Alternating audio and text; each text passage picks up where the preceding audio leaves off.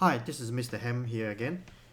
In this video, I'd like to show you how to add the mouse events and mouse and keyboard events and how we can integrate that into our game framework. So let's get started there. Alright, so where we left off is we were playing around with the graphics, right? What I'll do is I'll keep these. I'll change this to custom, since it's custom, and my naming convention is not consistent. Maybe like that is better. Oh, whoops. No. I should have, every time I do a change, I should click here to rename, so it renames things better for me. Pen, brush, custom. Oh well, that's okay. We'll just, I guess I could do a control search and change, but we'll just paste. And as you can see, I'm not efficient at using the keyboard. Alright, so we'll keep that. We'll keep this. Now I guess and what we'll do is we'll get rid of our font. I'll just keep this the ellipse. I'm just happy with the ellipse. And to be honest, if you're doing this once, you shouldn't really do it in the draw function every frame. It costs a certain amount of computer instructions to do that. So if you want to optimize your game a bit, you maybe should create these as global. But anyway, it doesn't matter at this point. We'll use fill. I'll do fill. Okay. Let's just have a look at what's happening, what it does. So it just kind of fades out there. It doesn't move, does it? We can make it move to the side. Yeah, there we go, and it starts fading out. All right. So so the next thing I want to do is add, some inputs, some kind of peripheral inputs. So let's start with the mouse. So to add the mouse input, what we can do is we can go form events here, and you know what? I want to rename my form. I want to call this game window. I'm gonna rename this. Rename to game window. And go yes, so that everything kind of changes. So everything kind of changes with it, and so you got consistency. It doesn't crash. Let's just run that, make sure it works. I'm always mindful with renaming things. It can cause some issues if you don't do it right. So that's the game window. So what we're going to do is we're going to go to add more events to our form.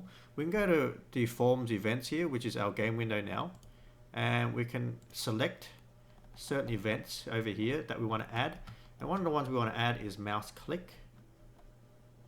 So we can add in mouse click. Now there's a bunch of things. There's a double click, mouse down, mouse enter, mouse hover, leave and move and up and wheel.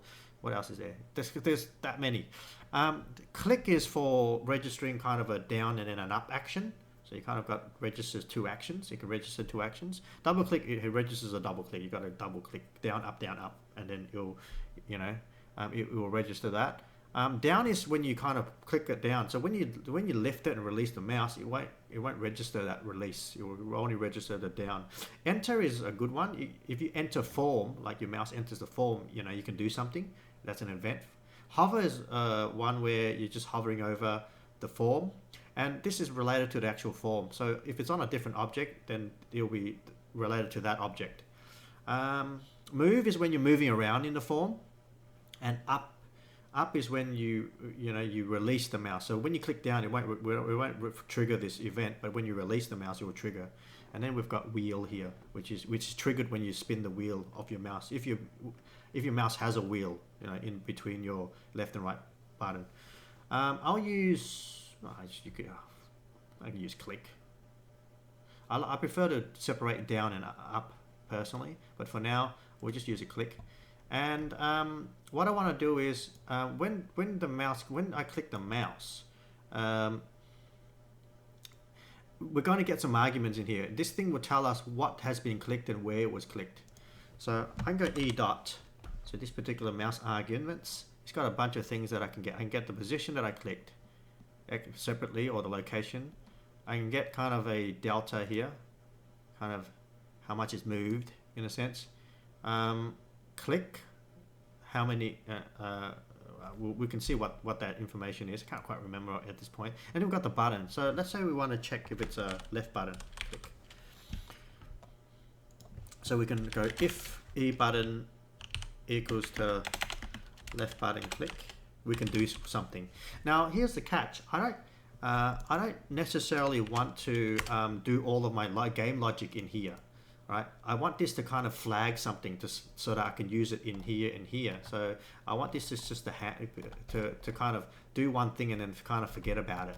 So what I could do up here is add a few variables. Actually, I don't need this anymore. See how it's underlined there? It says it's not in use. I don't need that anymore. And actually, I do need it because I'm using it here. Alright, fine. What I'll do is I'll have a flag. I'll have a flag called dim mouse left is pressed. So this is a bit of a Boolean flag, a true or false flag, to say that to register, to tell me that I've pressed it. And then this thing here will tell me that I've pressed it. So it will set it to true. So what I'm trying to do is I'm trying to get the information out of this event so that I can use it in my game. So every time this thing mouse clicks, it will check which one I clicked, and if it's the left one, it will set that to true. And I can use this variable here in my game to check if I've clicked the mouse. And I'll do just that. So what I'll do is if mouse left is pressed, or rather clicked. It's not pressed, but actually it's clicked.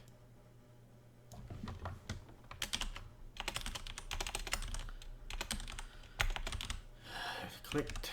Mouse left is clicked. Mouse left is clicked. Mouse left is clicked. Let's do something. Let's change the position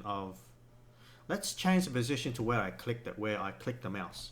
So at this point, not only should I save where I click, or what if I clicked and which button I click. How about we also save the position of the mouse. We'll set it as 0, 0 for now.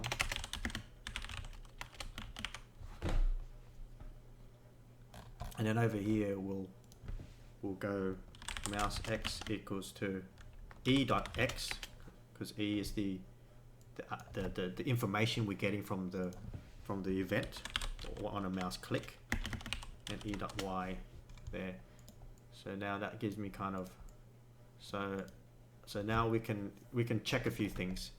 If left mouse is clicked, what we can do is we can set our location of that sphere to its position there. So let's try that.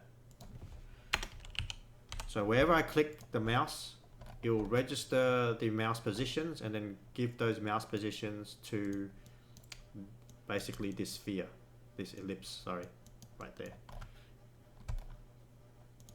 Let's try that. There you go. And you notice my reference point, my clicking reference points in the top corner. If you want to center reference points, you basically just got to tell it to draw it differently. We can go minus size, divide by 2. So the reference is in the middle. And that should be middle reference now. Oh, what's the issue here? Yes, so it's not happy with this one. Is there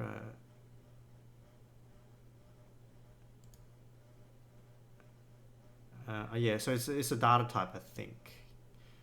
It's not. It's asking for the integer one. Asking for the integer one.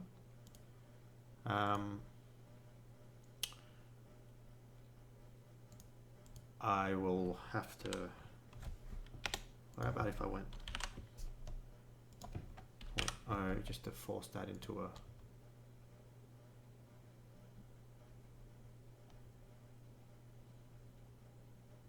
oh yeah, so it's forced it to, and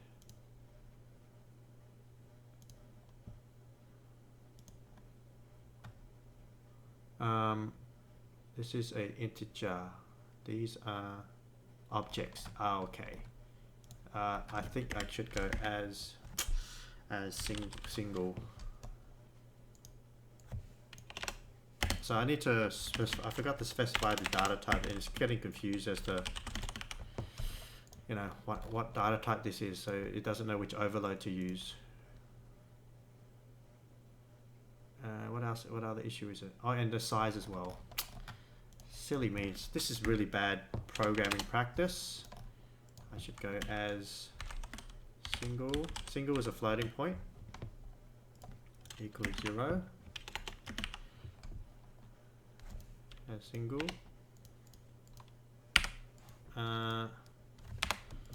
This is an integer. I should really get into the habit. As I need to stop the code as well. X and Y can be as single, and we'll just set it all to 0. Then I'll set the actual values in the game load, and then X, Y is single. Size is size single as well? Yes, it is. And what else we got here? We got brush, X, Y, height,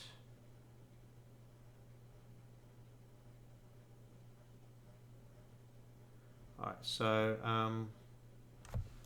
get rid of this, and that should be good. Oh, one more issue, let's have a look. Oh yes, display here.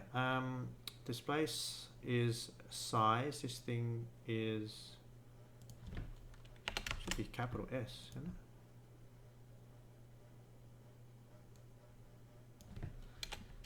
Me dot, oh no, wrong thing. Get rid of that. Probably don't need that. Okay, there you go. So your reference point's in the middle. So if I click here, the reference point's in the middle. Okay, so that's that. That's that. So this, yep, let me try again. Alright, so it seems to have stopped this animation going on here. Oh yeah, that's right. So what happens is when I click on this mouse, it sets this to true, saves the position, then it is always true. So this is always happening. That's why this stops working. So what I could do is just force this to false again, do a kind of a force false. Technically you could force it via the mouse up event, but I'll just force it to false so it doesn't get stuck in here. Oops, there you go. And just to be explicit, you don't have to write it, but you can go true there, so it's clearer. You can just read, you know, it's fine. Alright, don't have to, but anyway. I got some bad habits when I program. So see all of these are bad habits. I really should set its type. It just makes life easier in the future.